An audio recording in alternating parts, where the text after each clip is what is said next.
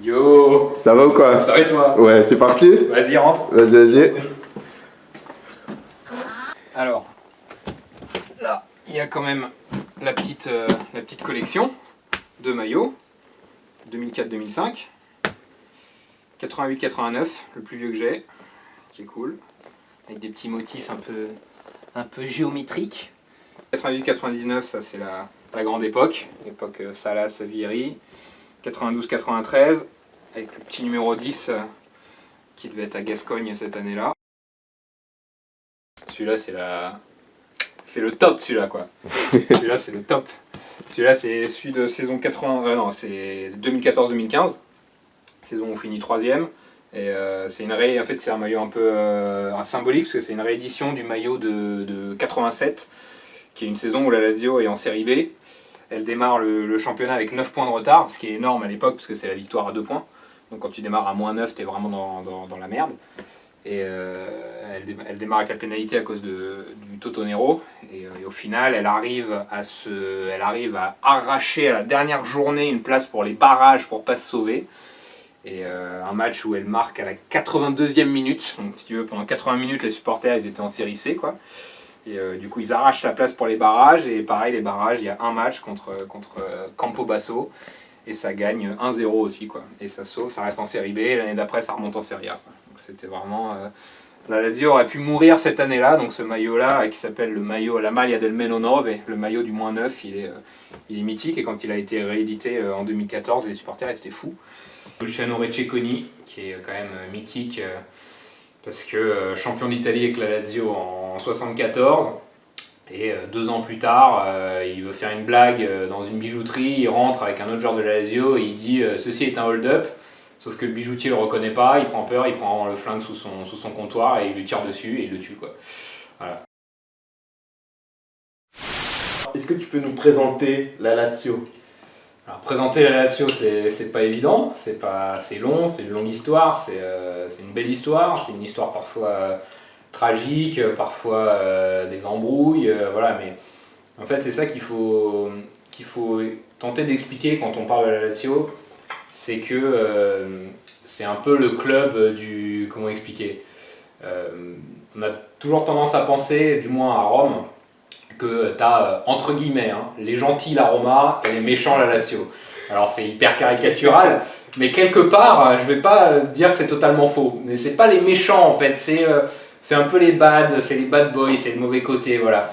Et, mais à côté de ça, c'est un club qui est très vrai, qui est très familial, qui est authentique, qui a une vraie histoire, une longue histoire. D'ailleurs, c'est le premier truc sur lequel les supporters de la Lazio et de la Roma se chambrent, c'est ceux de la Lazio disent « nous on était là avant ». Quoi. Eux ils sont arrivés en 1900 et la Roma c'est 1927. Donc la Roma dit toujours « nous on est les Romains, on a les joueurs romains, on a De Rossi, on a Totti, maintenant on a Florenzi, on a eu Conti, voilà, tous les joueurs romains sont à la Roma et la Lazio n'en a pas ».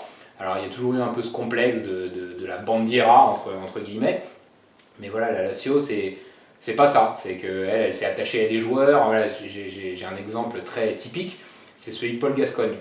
Paul Gascogne, c'est peut-être un des joueurs qui a été le plus aimé de l'histoire de la Lazio, alors que concrètement, il a quasiment rien fait à la Lazio. Il est arrivé, il a joué 3 saisons là-bas, dont une où il était blessé. Il a marqué 2-3 buts mythiques, mais voilà, il avait ce petit truc qui fait que les supporters de la Lazio l'ont aimé tout de suite, qu'ils l'ont adopté, parce qu'il était un peu comme eux. Tu vois, c'était le mec un peu mauvais, mais gentil, talentueux. Voilà, il est un peu tout ce qu'était le supporter de la Lazio. C'est pour ça que c'est un joueur qui a été adoré. Quoi. Contrairement à d'autres qui étaient peut-être plus talentueux, mais qui ont moins marqué l'histoire du club. Quoi. Le supporter de la Lazio est mauvais? Il est pas mauvais, mais je veux dire, quand t'es lazial, il faut se dire que t'es toujours... pas du mauvais côté, ce serait trop caricatural de dire ça, tu vois, mais t'es... je sais pas, en fait c'est un sentiment qui est assez difficile à expliquer. C'est que tu sais que toi, tu seras toujours un peu mis de côté. C'est-à-dire que voilà, en Italie, c'est arrivé plusieurs fois que la Lazio soit en tête du classement et on continue à parler de la Juve et de la Roma et de l'Inter et du Milan, et la Lazio finalement... D'où te vient ton amour pour la Lazio et comment ça s'est manifesté au début? Alors, il y a un proverbe, enfin c'est pas un proverbe, un dicton à Rome qui dit laziale non si diventa si nasce. Ça veut dire on ne devient pas lazial, on le naît. On est lazial. Et ce qui est un peu vrai, je crois, parce que moi, j'avais vraiment rien qui aurait pu me faire aller vers la Lazio. Moi, si tu veux, j'ai une famille italienne. Donc en Italie, on a toute la famille. T'en as, si tu veux caricaturer, la moitié Juve, l'autre moitié Milan, et puis un interiste, un turinois, un bolognais et un romain. Voilà, en gros, si on veut faire simple. Donc moi, mon père est de la Juve depuis toujours, Juventino tous les dimanches depuis 70 ans devant sa télé. Et donc Coupe du Monde 94, mon père m'achète l'album Panini voilà, à collectionner. Il n'y avait pas la France, donc il me dit il faut être pour l'Italie, c'est l'Italie, machin. Donc moi je collectionne les Panini. Et puis va savoir pourquoi, alors vraiment j'aurais jamais d'explication. L'image qui me marque c'est Beppe Signori. Voilà, alors que bon, c'est quand même Roberto Baggio, la star absolue de l'Italie, c'est lui qui marque tous les buts. Non, moi j'avais fait une fixette sur Signori, aucune idée pourquoi, je crois que je ne l'ai même pas vu jouer à la Coupe du Monde parce qu'il a très peu joué, il a joué quelques bouts de match. Et voilà, donc ce Signori m'est resté en tête. Et puis l'année suivante, je descends un jour, donc moi à ce moment-là j'ai 9 ans, je descends dans mon salon, mon père devant la télé livide. Je lui dis qu'est-ce qu'il y a? Il me dit la Juve elle vient de perdre 4-0 quoi. Je lui dis non, contre qui? Il me fait contre la Lazio. Je fais mais non, je commence à regarder et on voyait les images sur la rail et je vois que Signori met un but de ouf quoi. Sur ce match, frappe du gauche, barre rentrante, c'est extraordinaire. Et moi genre trop content, t'as perdu 4-0 et tout machin. Et tu vois dans ma tête ça a fait un truc, alors je sais pas, complexe contre le père, machin. Alors j'adore mon père, il n'y a pas de souci à ce niveau là. Mais voilà, et ça a grandi dans ma tête, j'ai gardé ce truc de la Lazio. Et puis à partir de 96, j'ai commencé à regarder vraiment les matchs. Je me rappelle d'un Lens Lazio d'ailleurs que j'avais regardé dans ma coupe UEFA où on gagne 1-0, je crois, avec un but de Chamotte. Et j'avais rallumé la télé, alors je vais aller me coucher pour regarder la deuxième mi-temps. Et voilà, et vraiment j'ai commencé à regarder tous les matchs à partir de 97-98, ce qui correspond au moment où la Lazio va arriver au top quoi.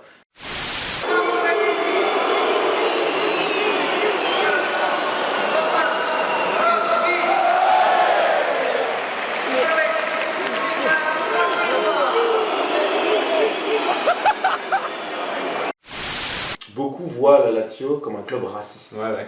Alors, qu'en est-il vraiment?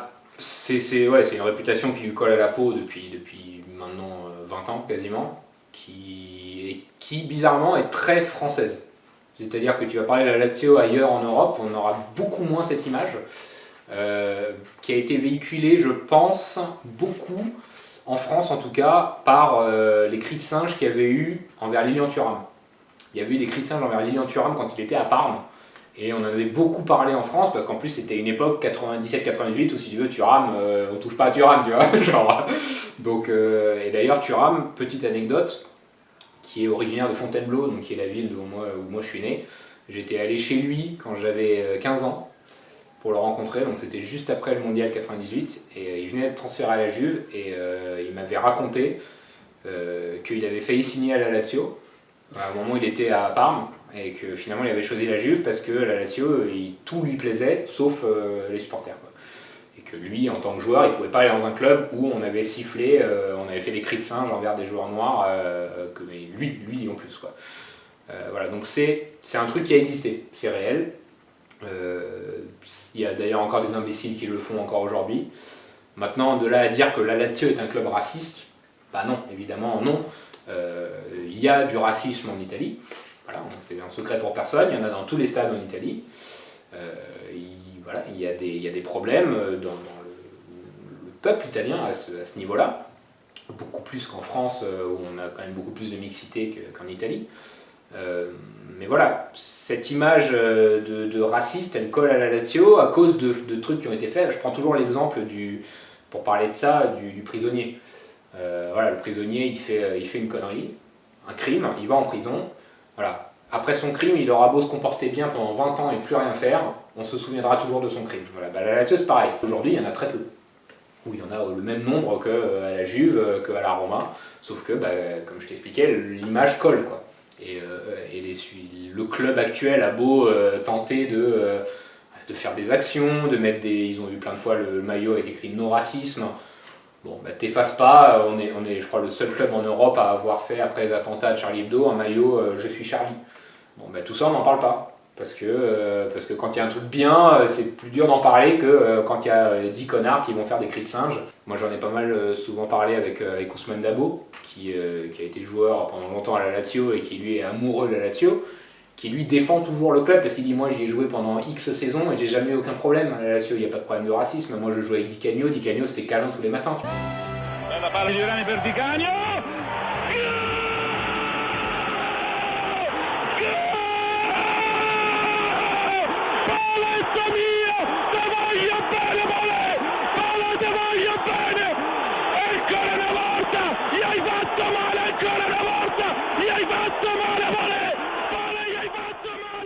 Di Canio, c'est quand même difficile d'imaginer. Di Canio c'est très difficile parce que Di Canio c'est un mec qui est fan de Mussolini. Voilà, c'est un mec, il est fan de Mussolini, il est fan de...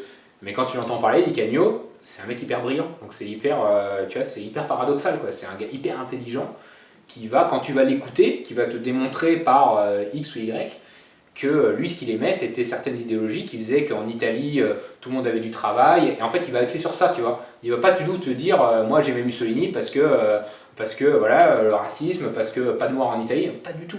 Après, encore une fois, hein, l'Italie, c'est un pays... moi, c'est mon pays. Donc, je l'aime ce pays, j'y vais tous les ans, j'ai ma famille là-bas. C'est un pays où Mussolini, ça reste un truc qui est là, tu vois, c'est pas aussi tabou que, voilà, tu vas dans une aire d'autoroute, t'as des petits goodies Mussolini à vendre, quoi. Tu vas à Rome, dans tous les stands de touristes, t'as le poster du Colisée, le poster de la Fontaine de Trévi, le poster de Mussolini, quoi. Bon, encore une fois, ça en Allemagne c'est impossible, en France c'est impossible, en Italie c'est possible. Donc on est quand même dans un pays où il y a un truc un peu tendancieux, on n'a pas tout à fait honte, enfin, tout le monde n'a pas honte de Mussolini, de ce qui s'est passé avec le fascisme. Bon, ça après on rentre dans un truc social et politique beaucoup plus profond que juste trois connards dans une courva qui font des cris de singe. Bon, raconte-moi les moments, je sais qu'il doit y en avoir une tonne, mais les moments qui t'ont le plus marqué. Ouais, il y en a eu pas mal. Alors, moi aujourd'hui avec le recul, je regrette d'avoir été aussi jeune au moment où on était quasiment la meilleure équipe du monde, quoi. Moi on va dire que c'est entre 97 et 2000 ou 2001. Moi j'avais 13, 14, 15 ans, quoi. Donc je m'en rappelle, mais ça reste des souvenirs de quand t'as 14, 15 ans, quoi. C'est pas des souvenirs il y a 5 ans, mais j'ai des souvenirs. Hein. Le jour où on gagne le Scudetto, par exemple, le 14 mai 2000, voilà, je m'en rappellerai toujours, je me rappellerai de chaque détail où j'étais assis, j'étais devant ma télé, parce qu'à l'époque on n'avait pas les matchs. C'était l'émission sur la Rai qui s'appelait Colique il Calcio, où tu regardais, en fait c'était une émission qui durait toute l'après-midi, où des mecs avaient des écrans où ils regardaient les matchs, mais toi tu les voyais pas, ils n'avaient pas les droits aux images en fait. D'accord. Donc en gros, le mec te racontait ce que lui il était en train de voir, quoi. Et tout le monde regardait ça en Italie, c'était extraordinaire. Et ce jour-là, on regarde la dernière journée, la Lazio elle est deuxième, la Juve est première, la Juve a 2 points d'avance, et il joue à Perugia, la Juve. Donc Perugia qui est 10ème, je crois, qui est déjà sauvé, donc en gros c'est plié, quoi. Et mi-temps, la Juve fait 0-0, la Lazio gagne 2-0, donc à ce moment-là les deux équipes sont égalité. Et s'ils sont égalité, il y aurait eu un match de barrage à l'époque. Donc à ce moment-là, moi je me dis, putain, c'est un match de barrage, c'est fou et tout, machin. Et au final, il se met à pleuvoir à Pérouse, déluge. Donc à Rome, on attend un peu. Le match finit par reprendre à Rome. La Lazio gagne 3-0 et donc termine son match. Et au moment où elle termine son match, le match à Pérouse n'a toujours pas repris. Et donc t'as Collina qui est là, les images sont hyper connues, Collina qui lance la balle, est-ce qu'on reprend pas, on se dit si on reprend pas, qu'on le joue demain, il y a tous les supporters de la Lazio qui vont venir, ça va être le bordel. Donc voilà, t'as Conte qui est là, qui est le capitaine, il dit bon allez peut-être on va jouer, puis au final le match reprend, et sur un terrain dégueulasse, et la Pérouse marque, et gagne 1-0. Et donc la Lazio est championne grâce à ça, et c'est une journée fou. Enfin, moi je me rappelle, j'avais couru dans ma chambre, j'avais sauté sur mon lit, j'avais pété les lattes de mon lit, j'étais reparti en courant dans la rue, et avec tout ça, avec mon père sur le canapé, comme ça. Parce que lui, j'ai eu Juventino, et moi j'en avais rien à foutre, j'étais là, je suis en bureau et tout. Donc ça, super souvenir. Après, plus récent, la Coupe d'Italie gagnée avec Lulic, extraordinaire. Super souvenir, le derby où on gagne à la dernière minute avec Klose. Pareil, ça faisait quelques années que la Lazio n'avait pas gagné le derby, ça devait faire 3 ou 4 ans. Et là, t'as un partout, c'est hyper... la Roma qui mène dès le début, la Lazio qui égalise, et 93e minute, Klose qui marque le but de vainqueur. Hernanes, c'è Conco, Matusalem verso Klose, Klose l'appoggio, rete incredibile, proprio lui, incredibile Klose, l'incubo, la Lazio finalmente al 48esimo, Miro Klose, non poteva mancare lui. Donc là je crois que tout mon immeuble l'a su, voire tout le quartier, pas loin. Voilà, non ça c'est des super souvenirs quoi, tout ça. Il y a eu la super coupe d'Europe gagnée contre Manchester United, 1-0 avec un but de Salas, super souvenir aussi, avec Ferguson qui quelques années, enfin beaucoup d'années plus tard, avait dit cette équipe-là, ce jour-là, c'était la meilleure équipe que j'ai jamais rencontrée. Ton top 5 Top 5 des joueurs de la Lazio. Alors ça c'est pas facile hein, parce qu'il y en a beaucoup que j'ai beaucoup aimé. On va dire dans l'ordre décroissant. Non d'ailleurs c'est croissant. En bonus, en numéro 6, je vais mettre Zárate. J'ai adoré Zárate. C'est la première saison qu'il fait à la Lazio. C'est le premier joueur depuis longtemps qui me faisait vraiment vibrer quoi. Alors le mec, en fait c'était vraiment le gars, à n'importe quel moment il pouvait se passer un truc fou quoi. Et il gagne quasiment à lui tout seul la Coupe d'Italie, où il marque des buts de ouf contre la Juve, contre la Samp, il mettait que des frappes en lucarne. Donc lui je me disais, on tient un nouveau talent, et la deuxième saison, plus rien, le gars a disparu quoi. C'est le problème de Zárate. Une folie quoi. Mais la première saison qu'il fait, c'est extraordinaire. Donc lui je le mets quand même en bonus parce que le petit Mauro il m'a fait un peu kiffer. Après le top 5, c'est forcément des mecs de la grande époque. Donc 5ème je vais dire Diego Simeone. Parce que le Scudetto 2000 c'est lui. Parce que le mec, à 6 journées de la fin, je crois qu'on a 9 points de retard sur la Juve, donc c'est énorme. Et c'est lui qui marque dans la confrontation directe contre la Juve, à Turin, le 1-0 c'est lui. Et sur les 5 dernières journées, il marque à tous les matchs. Il marque au moins un but à tous les matchs. Donc le gars a pris l'équipe sur ses épaules, quoi. Il a dit on va aller le gagner ce Scudetto. On parle de Diego Simeone, milieu défensif. Diego Simeone, de la tête, il a marqué à tous les matchs. Il marque la dernière journée contre la Regina, c'est lui qui marque le dernier but. Il marque contre Bologne, je crois qu'il marque contre Piacenza sur corner, mais il a marqué à tous les matchs, quoi. Donc Simeone, respect. Et quand il dit qu'un jour il viendra entraîner la Lazio, j'ai très envie de le croire. J'ai vraiment très très envie de le croire. Ensuite en numéro 4, je vais mettre Pavel Nedved. Nedved, super joueur. Voilà. Ça me fait toujours très mal quand pour la plupart des gens Nedved c'est la Juve. Parce que les vrais savent que le vrai Nedved à la base c'était à la Lazio. Le premier grand Nedved, celui qui a explosé quoi. Super joueur, pareil des buts dans le derby, incroyable. Le mec qui lâchait jamais, une frappe de ouf. Bon. Je vais pas refaire l'histoire de Nedved, on le connaît. Numéro 3. Marcelo Salas, j'étais un fan absolu de Salas, quoi. J'étais fou. Je l'ai découvert en fait, un petit peu avant qu'il arrive à la Lazio. J'avais vu dans les journaux justement qu'on avait signé un attaquant chilien que je connaissais pas du tout à l'époque. Et je le découvre du coup. La première fois que je le vois vraiment jouer, c'est Italie-Chili, premier match de la Coupe du Monde de 98. Et il met un doublé contre l'Italie. Donc moi j'étais là, ok, bon, du calme, tu vois, c'est l'Italie, mais un peu content parce que je me dis, ok, je crois qu'on n'a pas acheté une banane. Et le mec, trop fort, quoi. Enfin, un jeu de tête de ouf, la doublette avec Vieri, c'était bonheur. Donc non, Salas, j'adorais ce joueur. En numéro 2, je vais mettre mon BP Signori. Parce que c'est lui qui m'a fait être lazial, mais je ne l'ai pas assez vu jouer en fait. Parce que moi, quand j'ai vraiment commencé à suivre, il est parti. Enfin, il était en désaccord avec Eriksson, le nouvel entraîneur, et il a été mis sur le banc et il fait un dernier match où il marque et ensuite il part en prêt à la Samp et après il rebondira à Bologne où il finira sa carrière. Mais bon, après voilà, quand tu regardes les compiles de Signori, extraordinaire. Enfin, quel pas de gauche, les pénaltys sans élan, les frappes du gauche, c'était un attaquant. Je pense que c'est le meilleur attaquant qu'on ait eu dans l'histoire avec Chinaglia et Piola. Donc BP numéro 2 et numéro 1. L'immense numéro 13, capitaine, Nesta. Nesta, rien à dire. Hein, c'est d'une part l'amour de ma vie de laziale et le chagrin d'amour. Quoi. Le jour où il part, je crois que j'ai vraiment pleuré, mais pour de vrai, tu vois, alors que je devais avoir 17 ans. Quoi. Mais non, c'était dur. Nesta, il était beau, il était grand, il était élégant, il était fort, il était romain, il était lazial, il était formé au club. Le mec, il avait tout, tu vois. C'était Totti et Nesta, c'était Olivier Hatton et Mark Landers, tu vois. Enfin, pour moi, c'était extraordinaire. T'avais l'attaquant contre le défenseur, enfin, c'était parfait, quoi. Normalement, Nesta, il aurait dû finir sa carrière aujourd'hui à la Lazio, quoi. Et sauf que nous, contrairement à la Roma, on a eu des vrais problèmes financiers sévères. et qu'il a fallu le vendre parce qu'il fallait sauver le club et qu'il est parti contre son gré à Milan. Voilà, qui raconte lui-même que le matin, le dernier jour du mercato, on vient le voir au stand d'entraînement et qu'on lui dit tu signes à Milan. Lui il dit bah non, moi je reste à la Lazio, tu vois, et on lui dit non, c'est pas une question, en fait c'est une affirmation, quoi. Donc le mec il part et il se retrouve le soir présenté à Milan et il dit je comprenais pas ce qui m'arrivait. Il y avait Crespo en face de moi qui était le matin avec moi à Formello et là il était présenté avec l'Inter, moi j'étais présenté à Milan, je comprenais rien à ce qui m'arrivait. Première interview à la télé, je fais la gueule. Et il y a Galliani qui vient me dire bon, on vient quand même de dépenser 30 ou 40 millions sur toi, il va falloir que tu souris un peu, tu vois. Et bon, après il s'est adapté bien, parce que bon, après il a eu une équipe de ouf, il a gagné avec des champions, machin.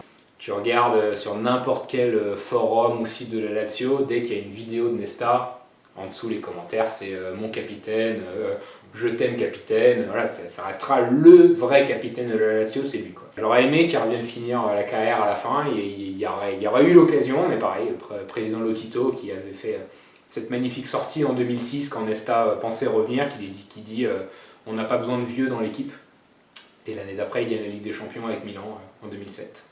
Et il fait dans la presse, il dit à Lotito voilà ce que gagne le vieux, ou un truc comme ça. Voilà. Alors justement pour parler de Lotito, il me semble qu'au moment où il arrive, la situation économique est dramatique. Ouais. Il s'engage justement à remettre les comptes à flot. C'est pas un si mauvais mec que ça. Non, c'est pas un mauvais mec dans le sens où c'est un excellent gestionnaire. Lotito, voilà, 2004, la Lazio a fait, le président Cragnotti, qui est le président qui a fait tout gagner à la Lazio, a mal géré les comptes. Il y a à côté de ça la faillite de la Cirio, de l'entreprise Cirio qui était le sponsor maillot. Donc gros problème économique, obligé de vendre ses meilleurs joueurs, endetté de centaines de millions d'euros. Cragnotti qui est obligé de démissionner, qui est remplacé par un autre président qui fait l'intérim. Et l'été 2004, c'est là les comptes ne sont pas en règle, on ne peut pas s'inscrire au championnat. Donc si tu ne t'inscris pas au championnat, tu fais comme on fait le Napoli, la Fiorentina, faillite, tu repars de la série D avec un autre nom, et après tu essayes de remonter comme a fait Naples ou la Fiorentina, mais il y en a qui ne sont jamais remontés. Donc c'est soit la mort, soit quelqu'un rachète, au début personne rachète, et Lotito arrive et rachète le club. Et donc il s'engage à faire un plan sur, je ne sais plus combien d'années, 20-25 ans je crois, pour combler les dettes. Et donc pour ça il est très bon. C'est-à-dire que sur ça il est excellent, la Lazio a toujours les comptes parfaits, chaque année on comble les dettes, aujourd'hui je crois qu'il n'y a plus de dettes, on n'est jamais dans le rouge, l'été quand il y a à la fin les comptes des clubs que tu as toujours, Inter moins 90 millions, la Lazio ils sont toujours parfaits, à zéro, tu vois, genre on a autant dépensé qu'on a autant tu vois, nickel, mais par contre c'est un mauvais président, c'est un bon gestionnaire, c'est un excellent financier, mais c'est un mauvais président, c'est un président qui ne sait pas faire rêver, qui pense avoir tous les droits et tout pouvoir sur son club. Et voilà, et je pense que la phrase la plus symbolique de ce que représente Lotito, c'est quand les supporters en avaient ras-le-bol il y a 2 ans et qu'ils ont fait une contestation énorme dans le stade, à l'occasion d'un Lazio Sassuolo. La Curva avait appelé à ce que tous les gens viennent avec une pancarte « Libère la Lazio ». Donc tu as le stade entier qui est rempli de Libère la Lazio. Le stade était rempli ce soir-là. Et donc voilà tu as la preuve, parce que Lotito, lui, sa défense, c'est une minorité qui me déteste. Et donc ce jour-là, le stade prouve que c'est pas une minorité, parce que le stade entier était rempli de banderoles Libère la Lazio. Et la Lazio déploie un énorme tifo avec écrit la Lazio est notre patrie, nous la léguerons à nos fils. Ce qui est beau, tu vois, c'est un beau message. Qu'est-ce que répond Lotito à ça? La Lazio est à moi, je la lèguerai à mon fils. Voilà ce qu'il répond. On en est à des menaces de mort, dans les tribunes, t'as quasiment pas un match où il n'y a pas des chants contre lui, même si les résultats sont bons, c'est même d'ailleurs souvent, après un but, t'as souvent un chant contre lui. Voilà, pour montrer que si on gagne, c'est pas grâce à lui, quoi. Donc voilà, la fracture, elle est quasiment impossible à réconcilier. Là aujourd'hui, les supporters, ils demandent son départ. Et donc c'est pour ça qu'aujourd'hui on n'a plus d'abonnés, parce que c'est une des demandes des supporters, c'est de ne plus s'abonner pour que le club ne gagne plus d'argent, pour que lui, au bout d'un moment, il démissionne, quoi. Alors pour conclure, il y a donc une saison de la Lazio, donc tu connais tous les résultats. Ouais, 98-99. Donne-moi un match au pif. Je sais pas, 7ème journée. Alors si tu me donnes la journée, il me faut un peu de temps pour compter Ok, dans d'accord. quel... Alors, si tu veux qu'on arrive à la 7ème assez rapidement, première journée, on commence par un match nul contre Piacenza, un partout à l'extérieur. Ensuite, un 0-0 à domicile contre Bari. Troisième journée, on fait 2-2 à Pérouse, donc 3 nuls pour commencer. Ensuite, première victoire 2-0 à domicile contre Cagliari. Ensuite, victoire 5-3 contre l'Inter à San Siro. Magnifique match, où on mène 5-1 d'ailleurs. Sixième journée, un partout à domicile contre Vicenza, avec un but de Mancini, je crois, ou de Iannucci, non, Mancini. Et la journée d'après Vicenza, du coup, ça doit être la défaite toute naze 1-0 contre la Salernitana. Sale, très très sale. Et Après, ça enchaîne avec une victoire 4-1 contre Empoli, à domicile. Après, il y a 2 défaites de suite contre Venise 2-0, contre Milan 1-0 avec un but de Leonardo à la dernière minute. Horrible. Et après ça, c'est la montée. Il y a un nul dans le derby 3-3, avec un match extraordinaire, où on mène 3-1 et on se fait revenir à 3-3, avec un but de Totti comme égalisation. Et ensuite, c'est que des victoires. Ensuite, il y a victoire 1-0 à Turin contre la Juve, but de Salas. Victoire 5-2 contre la Sampdoria avec le fameux triplé de Mihailovic sur coup franc. Victoire 3-1 contre l'Udinese à domicile. Ensuite, c'est la trêve. Enfin, c'est la pause hivernale. On reprend avec une victoire 1-0 à Bologne.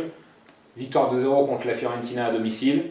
Et victoire 3-1 à Parme pour terminer le Girone di Andata avec le but en talonnade de Mancini, que je recommande à tous les adeptes du beau football sur YouTube. Pépite. Voilà. Écoute, merci. Bah de Je rien. crois qu'on a appris plein de choses. Merci bien. C'est génial. Merci à toi.